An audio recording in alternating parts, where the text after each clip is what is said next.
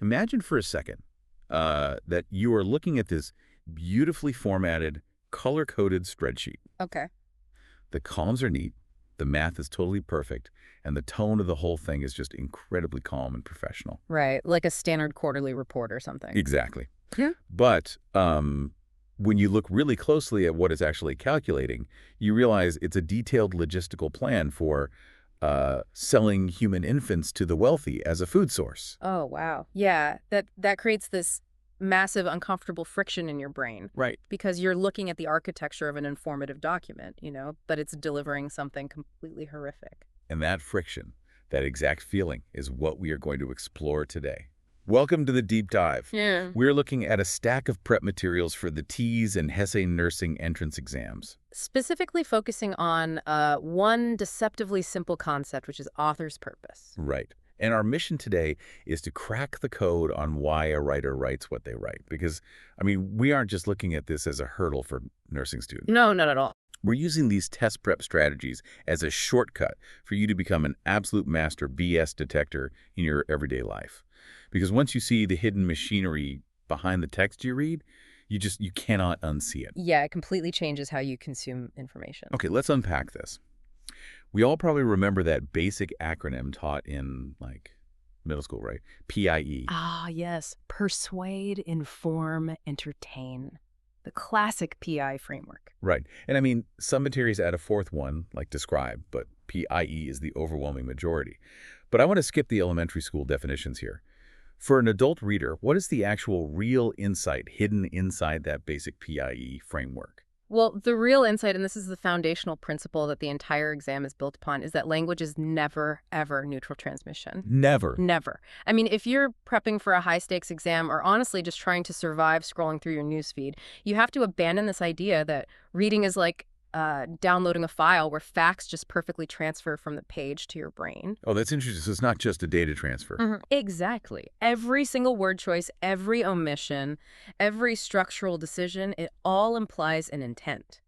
When an author sits down to write, choosing to include one fact inherently means deliberately excluding another one. Right, because you can't include everything. Right. So reverse engineering those choices, figuring out the why behind the text, that is the actual skill being tested here. Man, that completely reframes how I think about reading. It's less like downloading a file and much more like watching a highly skilled magician. Oh, I like that analogy. Yeah, because when you watch a magic trick, you can't just stare at the flashy coin there waving around in the air. That flashy coin is just the topic, right? It's what the text is ostensibly about. Right, the distraction. Exactly. If you only focus on the topic, you get fooled. You have to watch what their other hand is actually doing in the shadows to understand the intent. And what's really fascinating here is how often people confuse the main idea with the author's purpose, because they are two entirely different mechanisms. Wait, break that down for me. How are they different? Well, you can have two authors writing about the exact same topic, say, municipal water policy. Yeah. One author structures their text as a chronological history of the town's reservoir, just facts and dates. But the other writes this passionate plea focusing entirely on the dangers of current lead levels. Oh, I see. So the topic is the same. The water, but the purpose, the magician's hidden hand, is completely different. Exactly. One wants to inform, the other wants to persuade. Okay, so if language is never genuinely neutral, and writers are constantly making these deliberate, exclusionary choices, how do we actually spot the sleight of hand? Well, the sources provide a really solid diagnostic toolkit for test takers. It breaks down into four main areas. Let's hear them. First is word choice and tone. Are we looking at loaded emotional words, neutral technical terms, or maybe sensory and comedic language? Second is the opinion to evidence balance. Are they giving you the whole picture or just cherry picking? Precisely. Selective evidence versus a comprehensive presentation. Third is structure. Is it a claim followed by a rebuttal? Is it chronological? Or does it have a narrative arc? Okay, and the fourth? The fourth is the call to action. If a text tells you to do something, that is a dead giveaway for persuasion. Okay, I want to pressure test this toolkit. Let's start with the baseline of what informative actually looks like. Right. The sources give this ultimate example of the U.S. FDA-mandated nutrition facts label. Yeah. That is your pure contrast case. That is the baseline. Right. Think about the structural and linguistic choices of a nutrition label. It relies strictly on standardized numbers. Just data. Just data. There are no adjectives. It never says like deliciously low sodium or dangerously high sugar. Right, right. There is no narrative arc and absolutely no call to action. It simply exists as a repository of data. Oh, wait, but surely the presence of data isn't the only marker of an informative text. I mean, look at Rachel Carson's legendary 1962 book, Silent Spring. Oh, that's a great example to bring up. Because the sources highlight that it is absolutely packed with dense entomological and chemical data about pesticides. I mean, I read sections of it in college. It is heavy science. Doesn't all that empirical data make it an informative text by default? And that assumption right there is the exact trap that test makers designed to catch you. Really? Yes. Having facts does not guarantee neutrality. You have to look at the holistic structural choices. Did Rachel Carson just list pesticide data like a nutrition label? Well, no. No, she didn't. She intentionally opened Silent Spring with a completely fictional, highly emotional fable about this idyllic American town where all the birds suddenly died and the spring went silent. Oh, right. She primed the reader emotionally before dropping the heavy science. Precisely. She structured the text to build a devastating argument. She curated her facts, which were perfectly true, scientific facts, but she used them in service of a specific claim. So her dominant purpose was deeply persuasive. Exactly. The informative packaging was just a vehicle to move public opinion, which it actually did, eventually leading to the 1972 ban of DDT. Wow. So on a standardized exam, you must identify that primary rhetorical move, regardless of how much data is sprinkled on top. That makes me realize that structure and tone are doing, a lot of heavy lifting here. If the tone is loaded with words like catastrophic or urgent, we are clearly in the persuasion zone. Yes, exactly. And if the text demands a call to action like call your representative, that's a giant fingerprint of persuasion. But here's where it gets really interesting. Okay. What happens when an author intentionally weaponizes the format to completely mask their tone and their purpose? Going back to my opening thought about the spreadsheet calculating something barbaric, that's actually a real historical text, right? It is, yeah. You're referring to Jonathan Swift's 1729 essay, A Modest Proposal. Right, the cannibalism essay. Yeah. It is the absolute masterclass in disguised purpose. Swift was this brilliant satirist, and he recognized that if he just wrote an angry, persuasive pamphlet about the poverty in Ireland and the cruelty of British policies, people would just ignore it. They'd tune it out. Exactly. So he hijacked the architecture of an informative policy document. He used this measured, calm, bureaucratic language to suggest that impoverished Irish families could escape poverty by selling their children to the rich to be eaten. Right. And because he used the exact tone, structure, and vocabulary of a serious economic proposal, readers at the time, and honestly even some students today, completely misjudge it upon a first glance. Because the surface structure screams inform. Yes, but the true purpose is to entertain through dark satire, and ultimately to persuade the reader of the absolute moral bankruptcy of the government. He is forcing the reader to experience cognitive dissonance. And, this isn't just some parlor trick from the 1700s. We see this exact vulnerability being exploited today, like every single time we open our phones. Oh, absolutely. Like with native advertising advertorials, they do the exact same thing, just with less cannibalism and more dietary supplements. Yeah, advertorials are essentially the modern evolution of Swift's misdirection.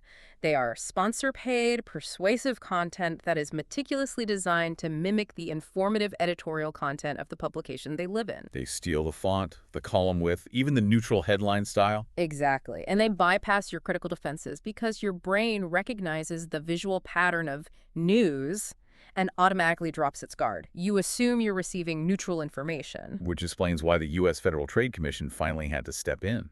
I think the sources note the FTC issued strict guidance around 2015 requiring those massive sponsored content labels. Right, because they essentially realized that human beings are so vulnerable to structural formatting that we literally cannot tell the difference between a journalist informing us and a corporation persuading us. It's a profound vulnerability, and understanding that vulnerability explains why the concept of author's purpose became such a heavily standardized, rigorously tested concept in education to begin with. Like, it didn't just appear out of nowhere to torture nursing students. Right, no, there's a deep history there. Yeah, I want to dig into that history because it feels so relevant to how we consume media today. If things like advertorials and satire constantly trick us, where did this idea come from? Did someone just invent PIE one day as a defensive shield? Well, it's a layered intellectual history. We can actually trace the very first thread back to classical antiquity. Aristotle, in the 4th century BCE, wrote Rhetoric, where he began classifying speech into distinct genres based on what the speaker wanted to achieve. Okay, Aristotle. Yeah, he had deliberative speech for political actions, forensic for courtroom arguments, and epidactic for praise or blame. But wait, Aristotle was only categorizing different flavors of persuasion, right? He wasn't really looking at informative or entertaining texts. Correct. The real leap toward analyzing a text's objective function happened much later, between the 1920s and 1950s, with a movement called New Criticism. New criticism. What did they do differently? Well, scholars like I.A. Richards and Cleanth Brooks were reacting against the older, deeply romantic way of studying literature, which relied really heavily on the author's biography. They wanted to bring scientific rigor to the humanities. So they wanted to be more objective. Exactly. They argued you should be able to look at the text and only the text to determine its meaning and function. They essentially said, close the history book, ignore who the author was dating, and just look at the words on the page. Yes. They believed the purpose is permanently baked into the syntax and structure. That philosophy that a text has an extractable, objective purpose laid the groundwork for how we test reading comprehension today. Okay, but how did we get from 1950s literary scholars analyzing poetry to the PIE acronym being drilled into every 8th grader and nursing applicant in the country? That happened through the rise of standardized reading pedagogy, mostly from the 1980s through the 2010s. Oh, like Common Core. Yes, exactly.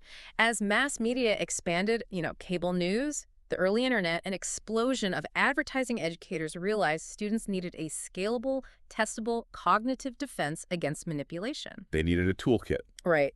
They needed a taxonomy that could be easily remembered and, frankly, graded on a Scantron. That's why persuade, inform, entertain became so ubiquitous, eventually being codified in the Common Core standards. Okay, that makes total sense as an educational defense mechanism, but I have to push back here. Go for it. If we are testing this objectively on exams, we are operating on the assumption that the new critics were right, that meaning is just sitting there in the text waiting to be scooped out. But human experience doesn't really work like that. Does the academic world actually agree that purpose is a fixed objective fact? This raises an important question, and the answer is a resounding no.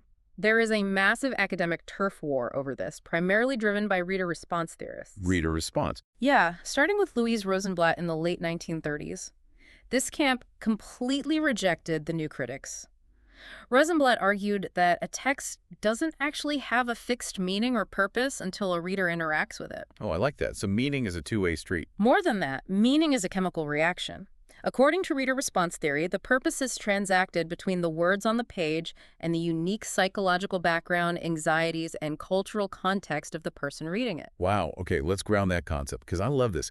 Think about getting a text message from your boss at 8:00 p.m. that just says, see me in my office at 9:00 a.m. tomorrow. Okay, classic stressful text. Right.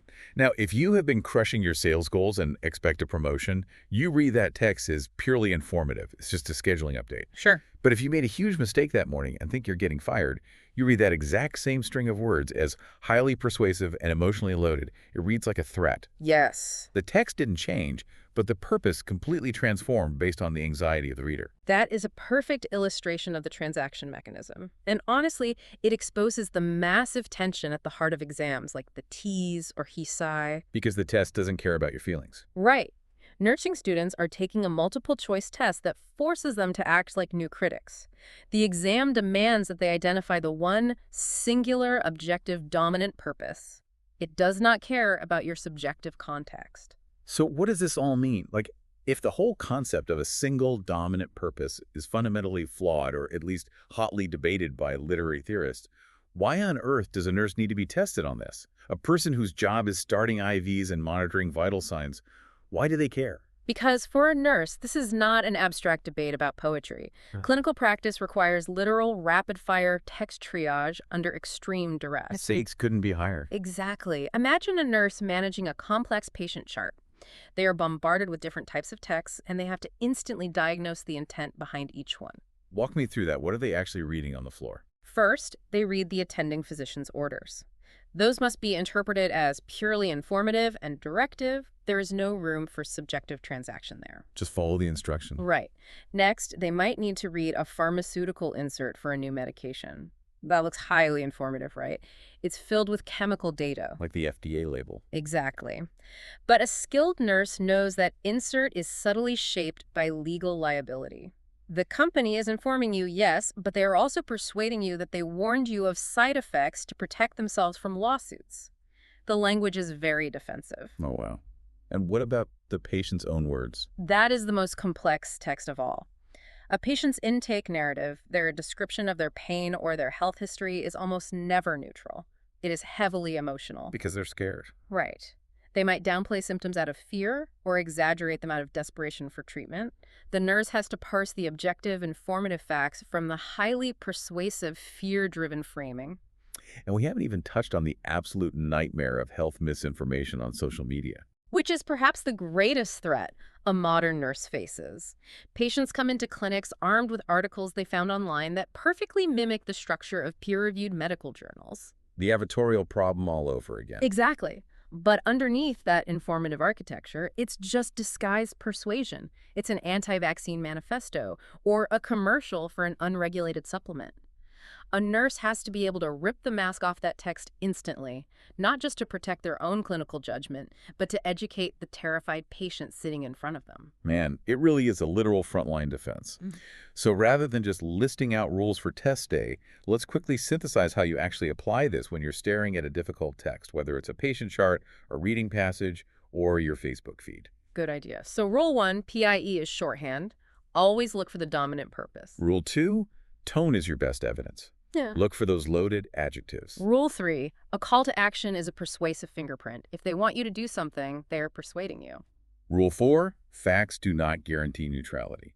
They can be curated, like Rachel Carson did. And rule 5, purpose can hide beneath genre and tone. Always beware the calm advertorial or the dark satire. Right, you have to assume the magician is always trying to trick you. Even the calmest, most boring-sounding text might be Jonathan Swift suggesting something wild, or a corporation trying to sell you something you really don't need.